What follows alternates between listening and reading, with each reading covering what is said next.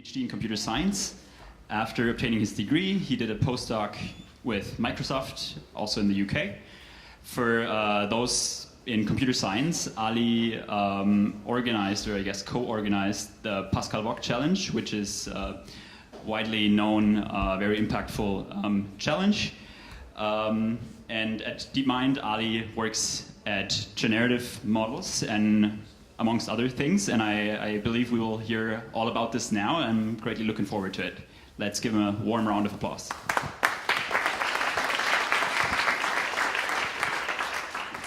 Great. It's really nice to be here. Thanks for the invitation. I don't get to give many talks like this because I'm very much in the technical side of things, but I have an interest in the connection between what I've been studying for years and what we've been hearing today.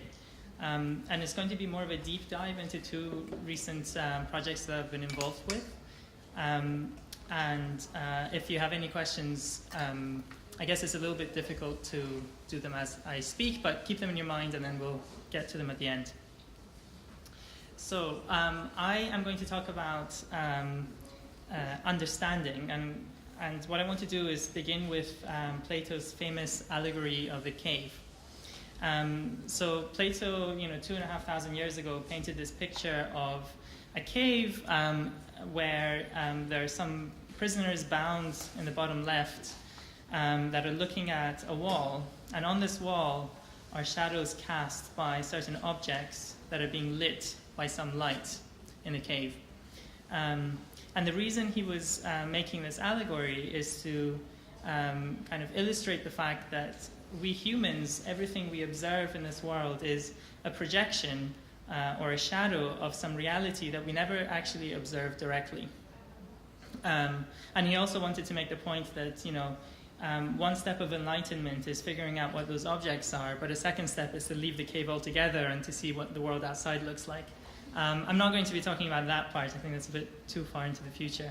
But this allegory of the objects, the light, and the shadows is something that I think is actually really central to intelligence. And in this talk, I'll hope to explain a little bit why and what that has to do with art. So we humans, like I said, we're looking at this wall, we're seeing these shadows, and we're actually so good at mentalizing and conceptualizing the objects in reality that we don't even realize that we're doing it. So everything that we see with our eyes is a projection, is a 2D projection of a 3D reality. But in our minds, we build an understanding that really feels 3D to us. And this is just a simple example of this. But if you think of, say, the concept of gravity, we never observe gravity. We observe its effects on the things around us, but we have this very strong concept in our heads. So to give you a few more examples, when we have a character, a handwritten character, there's the real object behind it, which is produced, for example, with a sequence of strokes that we're concerned with. And those strokes undergo what I will call physics in this talk to create the artifact in the real world. Or there's a reality which is someone's actual face, and the physics of lighting and perspective lead to a certain image that we might observe. Or the object might be the concept of a building or the design of a building, and the physics is the construction process that turns that into something that we can experience with our touch and with our sight. So this is how the real world works. But what we're really interested in many applications is understanding. So it's going in the opposite direction of physics, going from the artifact and recovering the object. So if I am given this character, can I infer the strokes that generated that character? If I'm given this image, can I infer the 3D shape that gave rise to that image? And so on. And much of artificial intelligence is concerned with this. This is often what we're desiring. So what people have done for decades is basically what is called supervised learning. So this is where a human decides in advance how reality is to be represented, and then they collect data sets of labels. So for example, ImageNet is an example we heard earlier, where people decided that reality is going to be described with a single category.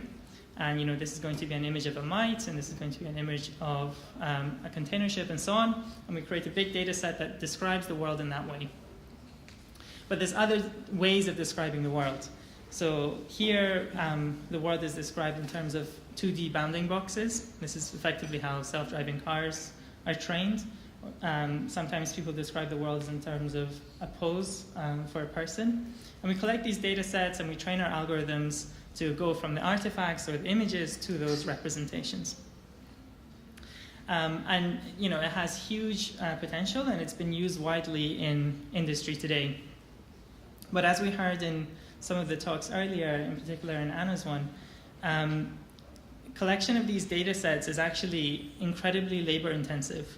And this is something that we kind of overlook when we're thinking about building truly intelligent machines. Not only is it labor intensive, but it will only ever capture the factors that the human labeler decides to label. So, for example, in the tulips data set, the color and the shape might be labeled, but there might be aspects of the tulip that the labeler chose not to describe when creating the data set. And the machine may never discover those concepts. And even when it does learn those concepts, it doesn't do it in the same way that we do, right? It kind of doesn't know it the way we do. And finally, it doesn't really appear to be the way we learn ourselves as children. Infants, we might show them a tulip once or twice, call it a tulip, they get the concept. But a machine needs to see this tens of thousands of times or hundreds of thousands of times. So it feels like something is missing, and that's the motivation for basically all of the research that I've done until now. And the question is, can we do better than this? So going back to the cave, one idea that has been around for a very long time is if we tell our computers how the physics of the world works, in other words, if we tell the computer how light affects objects and creates shadows in this allegory, can the computer figure out how to go from shadows to objects? So if we describe the forwards process, the physical process, can it learn to reverse it by itself? And so the first project that I'm going to talk about is exactly this. What we did was we created a computer agent, an AI, if you will, and we put it in an environment that is actually familiar to us as humans, and that's a painting environment. So it has actions that are the same as ours. It chooses a brush, it chooses a color, it chooses a thickness for the brush, and it draws a line on a canvas. And that's one action that it takes, like this. So it says, going from the current location, I'm going to put a control point precisely here and an endpoint there, and I want you to draw a line with this color and intensity. And then what we do is we kind of do a twist on the GAN training framework, on the Generative Adversarial Network framework, where the agent, instead of directly manipulating the pixels of the image, has to go through these actions in a way that mimics the way humans do it. So the agent sends actions to this painting environment, and that produces an image at the end, and the discriminator tries to classify that as real or fake, or as counterfeit or real. And then how difficult it is for that discriminator becomes a reward for the agent. So the more difficult that job for the discriminator, the more reward the agent gets. And what's crucial here is that this reward is effectively judging the output of the generation, as we discussed earlier this morning, and the environment is enforcing the process of the generation. So the GAN is making sure that the outputs look real, and the fact that we're using a painting environment enforces that the process of that production is also real. And so in a little bit more detail, what that looks like is something like this. The agent starts off with a blank canvas. It takes an action that affects the canvas, and this is repeated multiple times until it ends up with an image. And we have a data set of images, and there's a discriminator that's trying to determine if the output was real or fake. So what we train in parallel are two networks, again, very similar to the GAN network. But instead of it being a generator network that produces pixels directly, we have a policy network now that takes an incomplete image and chooses what action to take next. And we have a discriminator network that takes any image and decides if it's real or fake. So once you do this, you end up with some interesting results. So here, what I'm showing is an example of a trained agent reconstructing inputs that have been given to it. So we've, for example, in this upper left corner, we've given it a 2, and we're asking the agent to reproduce that image. Now, what's interesting is that it ends up producing that image or reproducing that image in a way that resembles the way a human would do it. And the hypothesis is, or the reasoning is, that this would occur because it is constrained in the same way that a human is. Because it is using a pen or a brush, it is producing it the same way a human would. Now, a normal GAN or a normal VAE would not do this, because in a normal GAN or a normal VAE, it can just produce the image all at once. It can produce all the pixels at once. And also, it's important to note that the system here has learned how to do this by itself. So we haven't shown it how 2s are drawn. We've only shown it final 2s. We haven't shown it how 7s are drawn, but it's discovered this.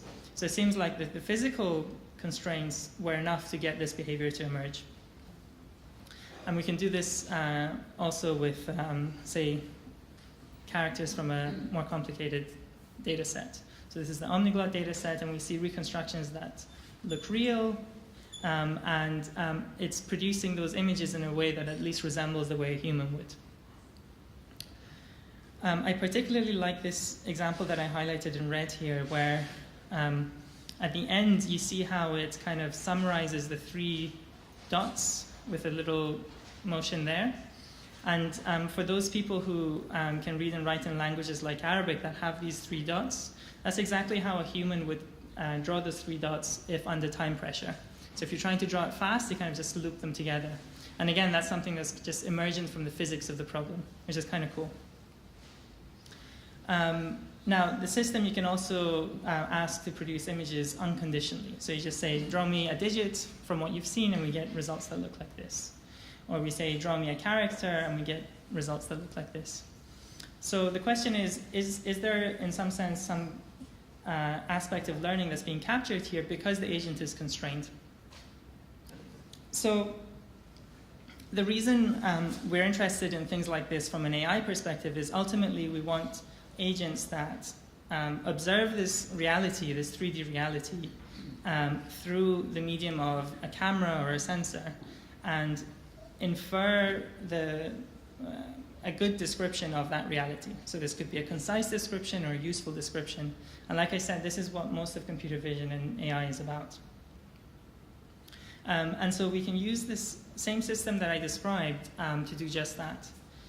So on the right, I have images that are produced by a very primitive rendering software.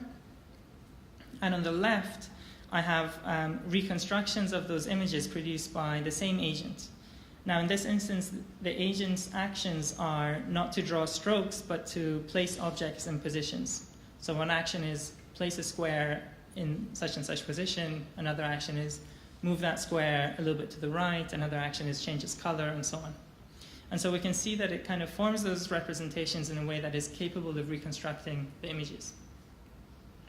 So again, this is just kind of emphasizing that if you give the physics engine to the machine, it can end up doing things without supervision, and this might be taking us a little bit closer to how we learn ourselves. Having said that, this system still has the constraint that we have to know what the physics engine is in advance. We have to specify the physical rules in advance. And clearly, we don't have a physics engine built into our heads. No one tells us about the rules of gravity when we're born. So can we do better than that? Can we do similar things where the model itself is learned as well, where the physics engine is learned itself as well? So we had a crazy idea about 2 or 3 years ago. And the idea was, if we use neural networks to compute a representation of the visual world such that we could take that representation and imagine what that scene would look like from a new viewpoint, then that representation is going to be something useful.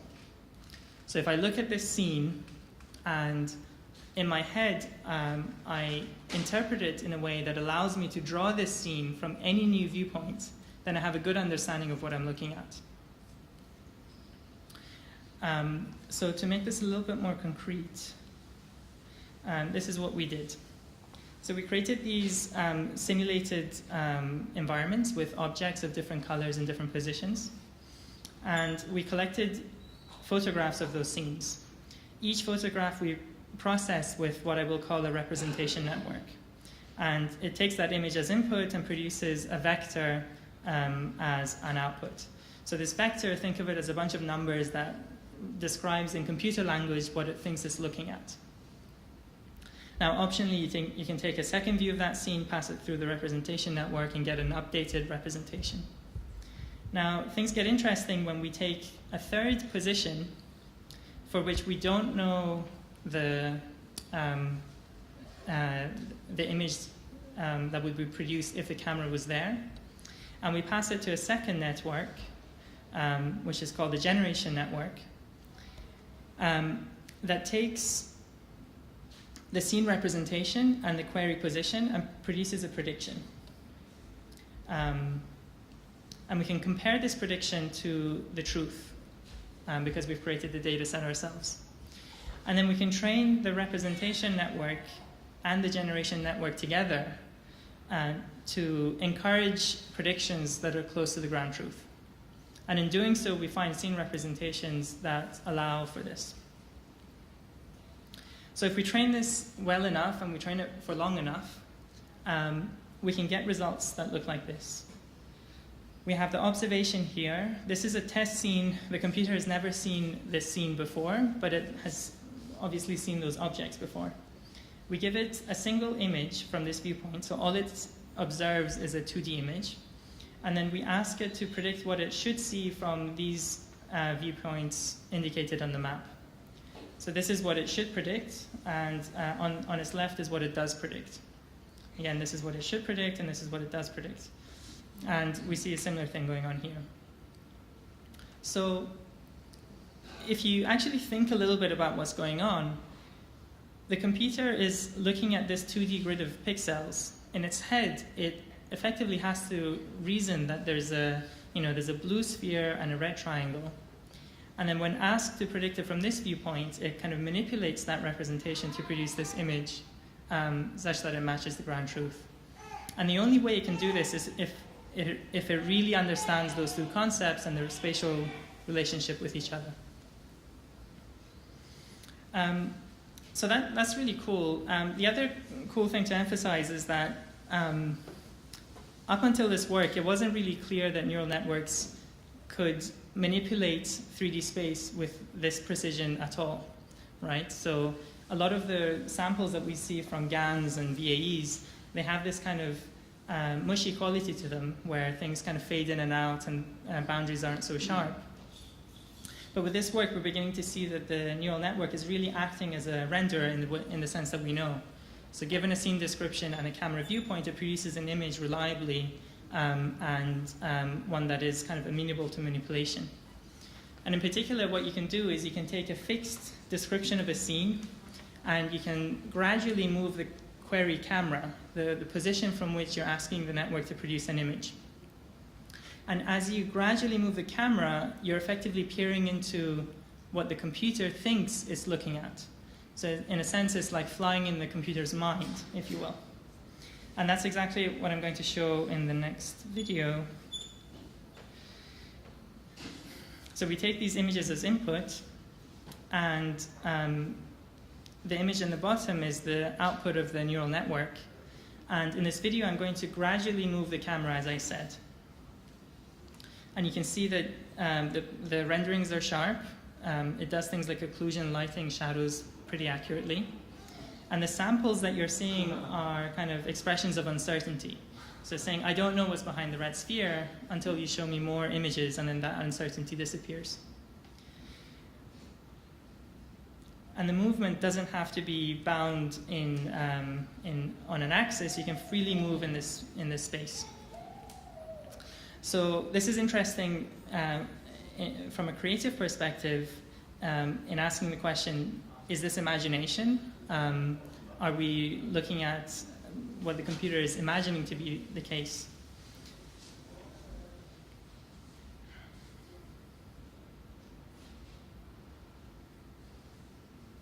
Interesting questions arise, for example, like what would it produce if you were to go inside an object, a position that has never been in before?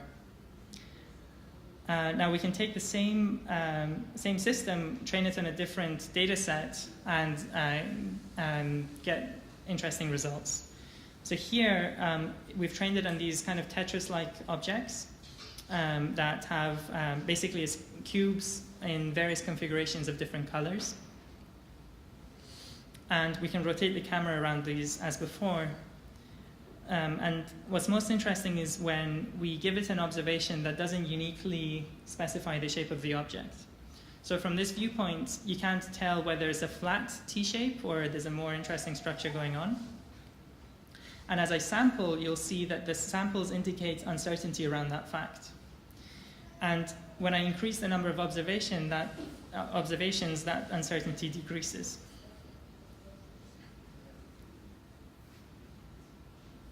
So I increase the observations, uncertainty goes away. This is another example of the same phenomenon. Now you'll notice that when it's uncertain, it doesn't just put anything on the image. It knows that there's going to be a cube of a certain color, but it doesn't know whether it's going to be present or not, and it doesn't know how many. So this is highlighting the importance of a mental model of what the world is like when it comes to things like creativity and uncertainty and imagination. So when it raises interesting questions, like when we consider something to be creative, to what extent do we allow it to deviate from what we consider to be plausible? Now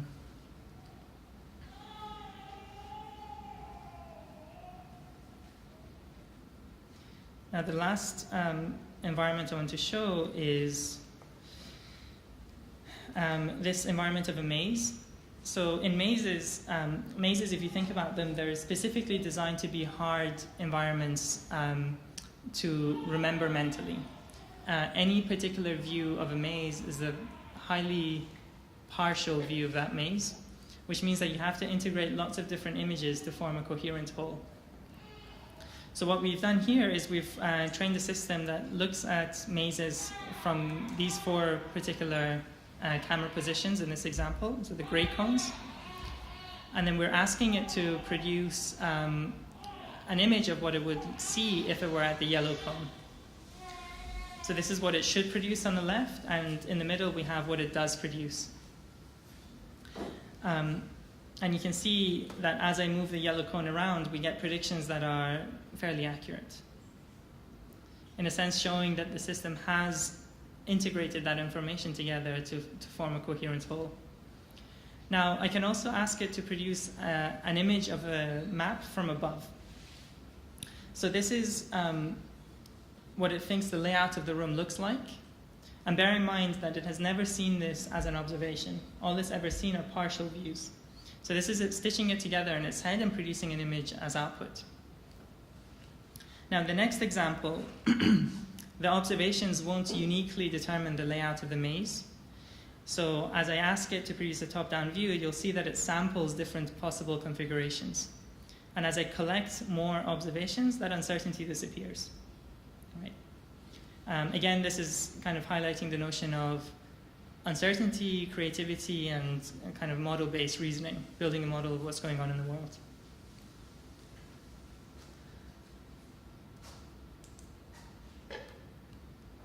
Okay. I just want to show a couple of other things that this system can do that relate to creativity.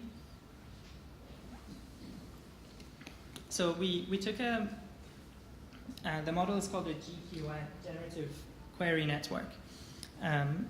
We trained a generative query network on a data set that contained spheres of all colors but red, and red objects of all types but spheres.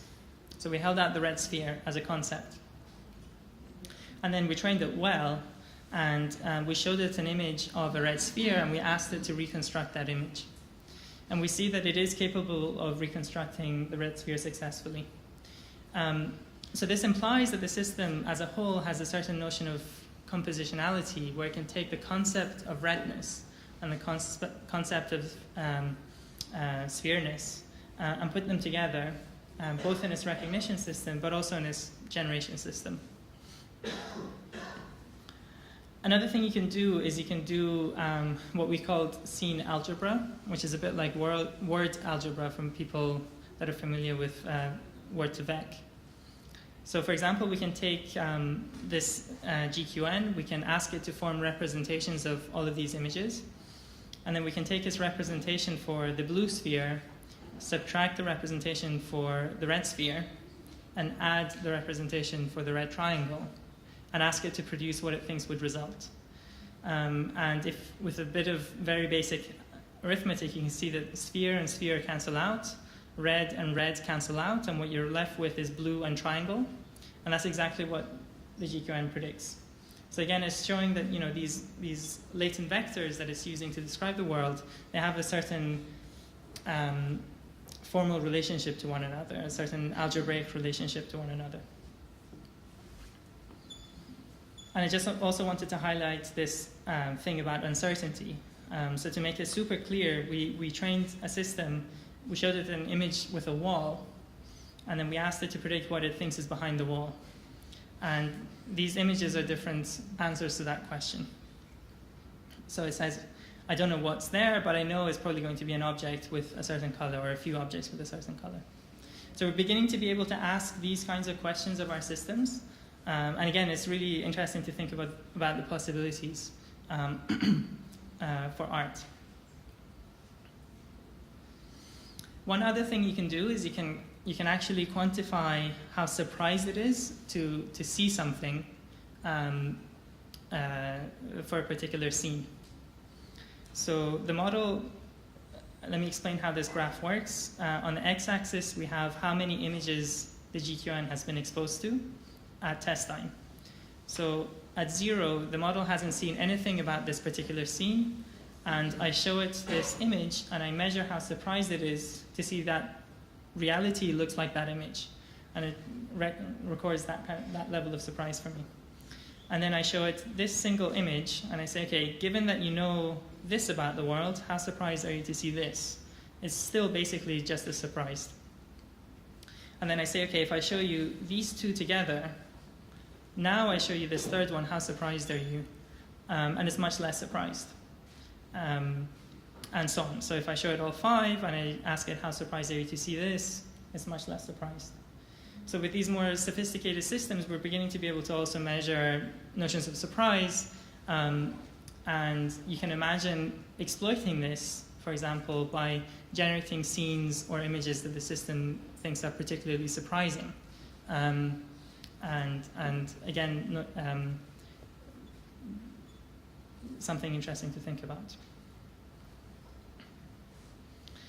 So we also scaled this up to images in Minecraft. So for those that don't know, Minecraft is this procedurally generated video game where you have infinite numbers of worlds with mountains and rivers and snow and deserts and trees and all sorts of things. And we trained GQNs in this environment.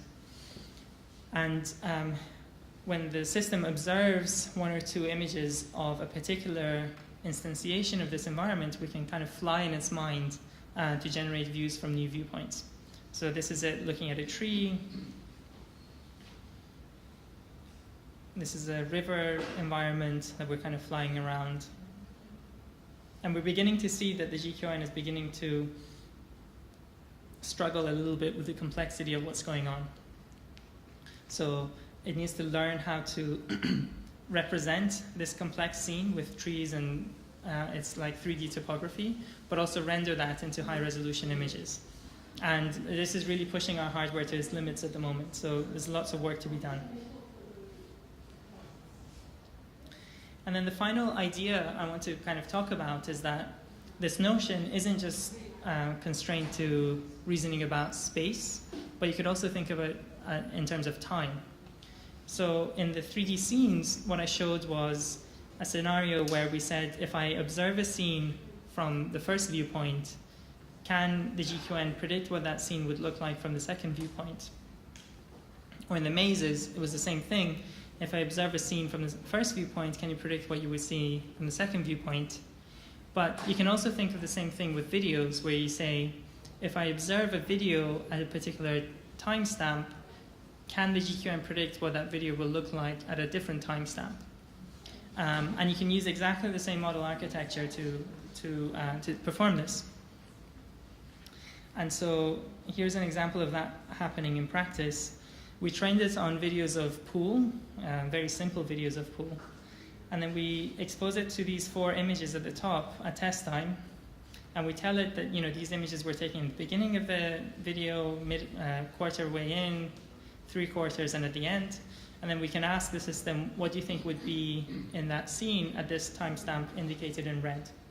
And by kind of moving this red point back and forward, we can get an understanding of what it thinks is going on.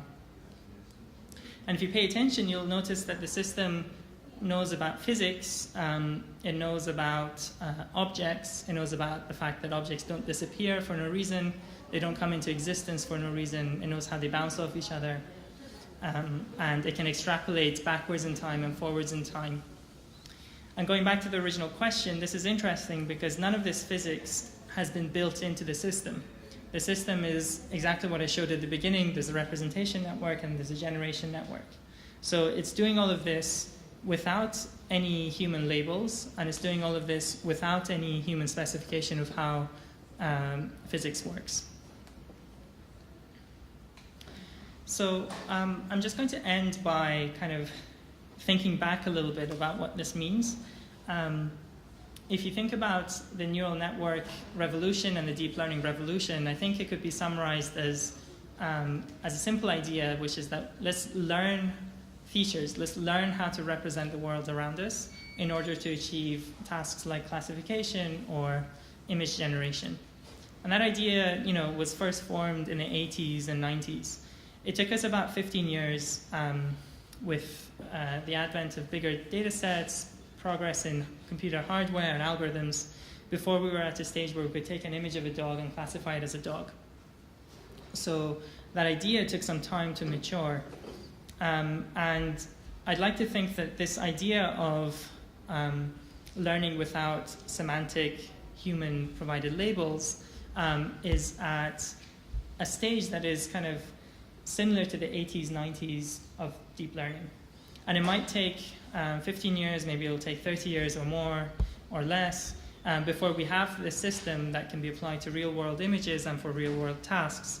And the question is, what is necessary to take us there? I think the outlook is actually pretty promising. Like if you think of what we can do with GANs these days, or with generative models of various kinds, pixel CNNs, we're actually on the cusp of being able to produce completely photorealistic images. And that leads me to think that we can probably combine these technologies with the GQN that I just described to not only generate these images, but also to form representations that we can manipulate and query in interesting ways. So back to the cave. I think we're still fighting to go beyond these shadows and grasp these objects. And the 2 projects that I described were 2 different attempts at doing this. But there's much work to be done. And like I said, I'm really curious to see how we get out of the cave. And with that, I'll take your questions.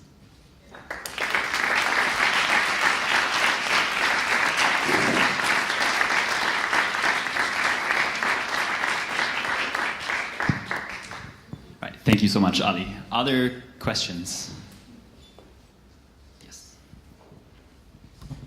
from what I understand, you are doing ground research in trying to implement a learning system into a machine without semantics, like you quite accurately described.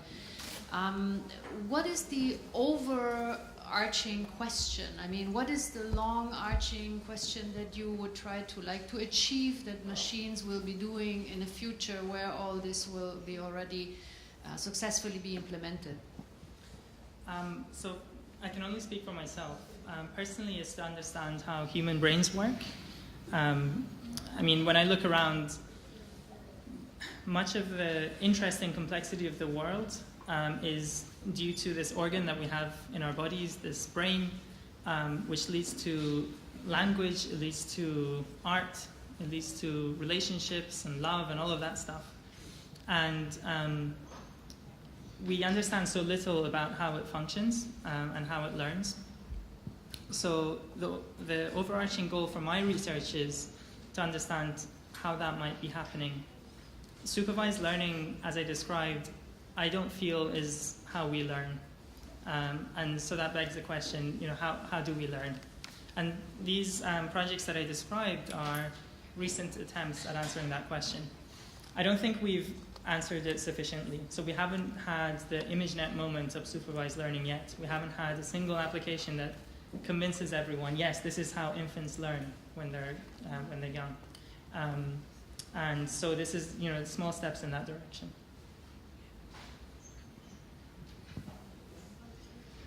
And are you collaborating also with other faculties so that you get a perspective also from the viewpoint of other disciplines?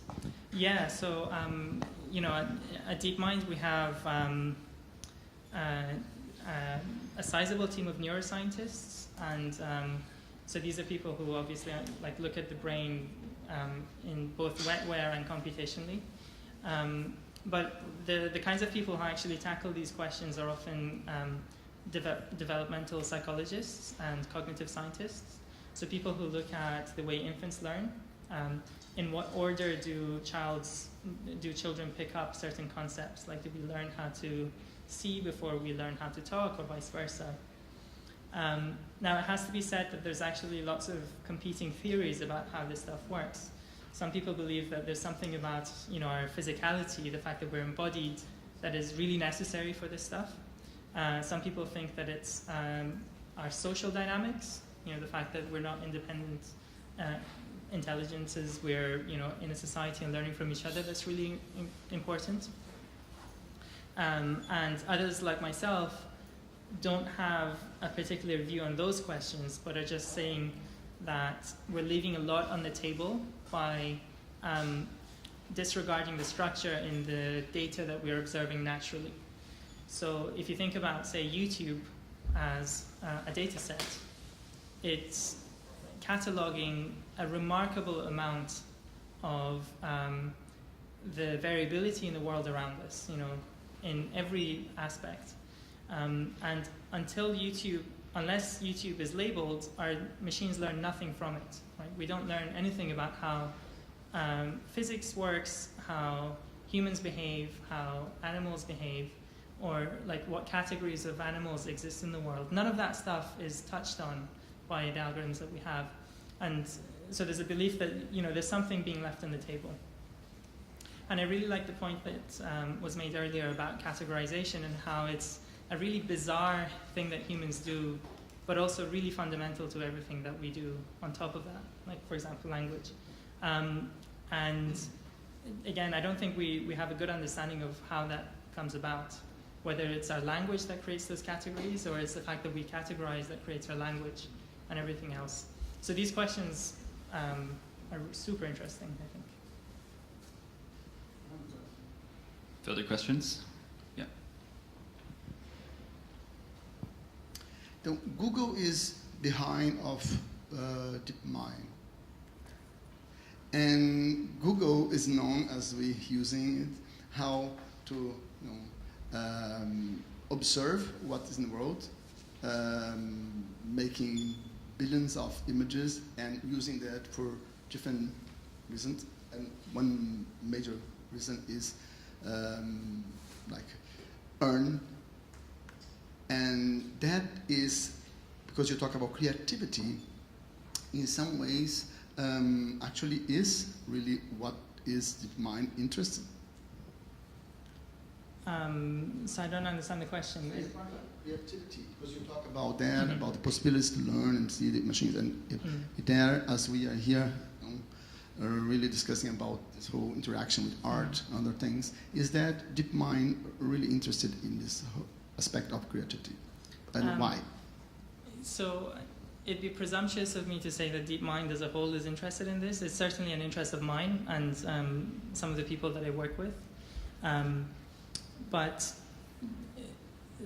a certain notion of creativity is of interest in the sense that, you know, we heard a little bit about AlphaGo's Move 37 earlier. That's a very interesting type of creativity in that it's also quantifiable. So it was a move that was unusual, but we could kind of measure the fact that that move actually led to a success, you know, to a good outcome.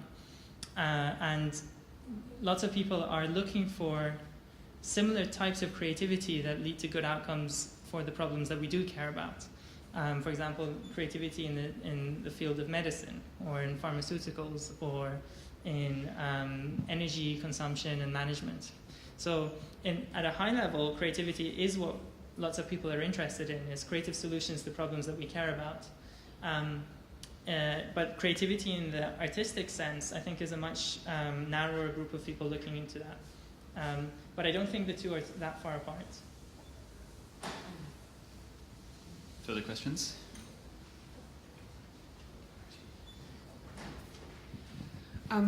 Since you were saying that you're interested in discovering the human brain, but at the same time you mentioned before that neural networks and all these trainings actually are not repeating the human brain, like how it actually works.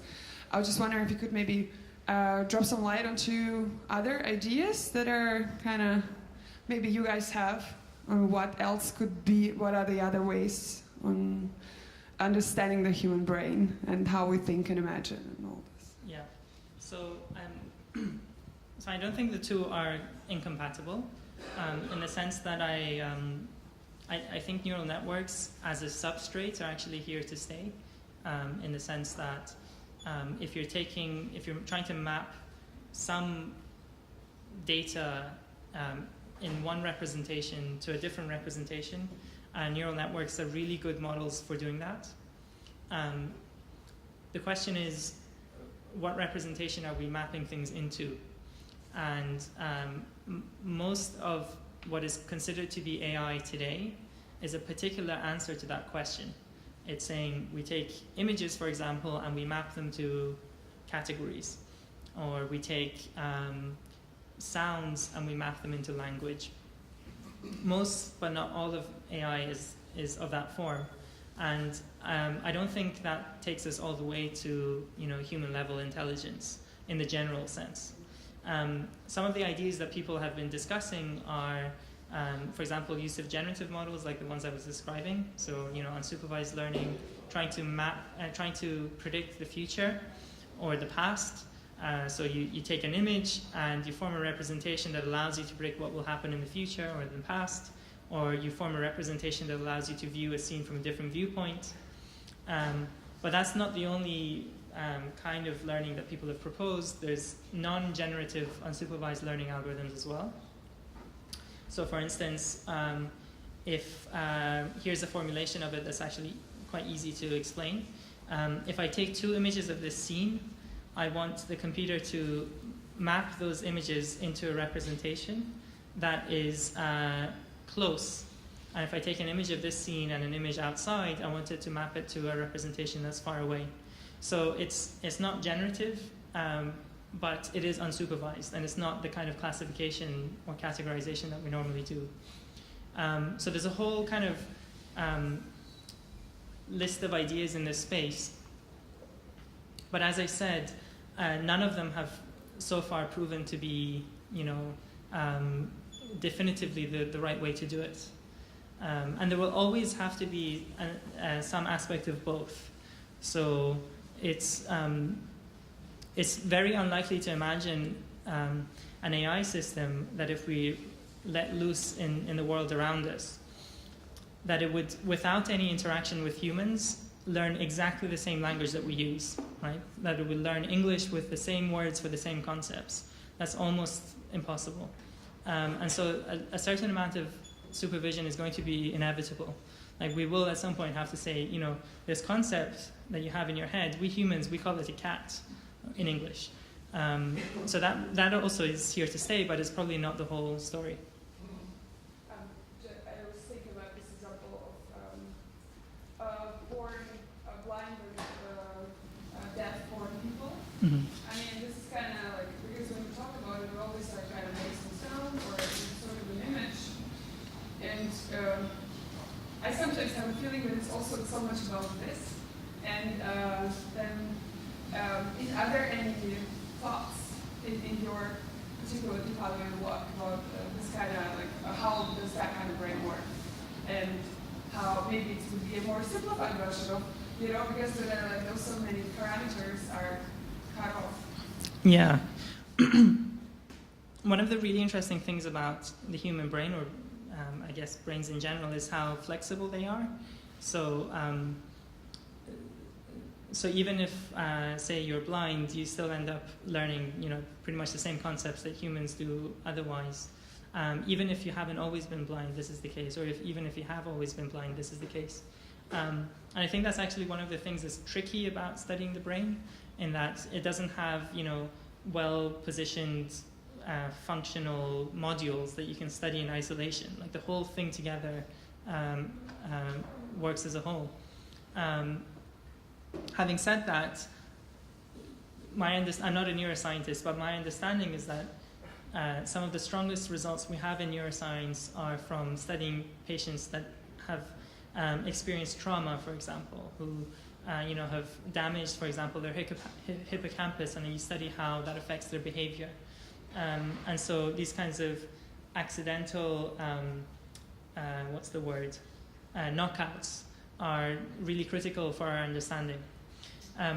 What's also interesting is that these systems that we're beginning to build, you know, often they're referred to as black boxes or, you know, magic. We're having to study them in ways that actually resemble neuroscience. So, for example, the GQN that I showed, it describes the world in terms of these numbers in its scene representation. It's not immediately, like, you can't look at those numbers and understand what they mean by themselves.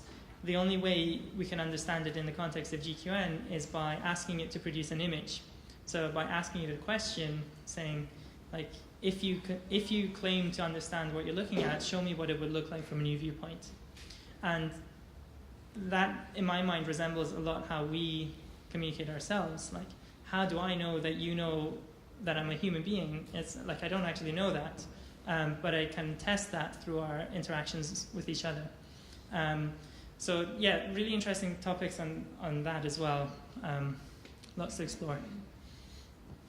Great. Let's perhaps take one more question. Yeah, you're fine. Right. All right. Yeah, I think we're overdue as well. So thanks so much, Ali. Let's give him a warm round again.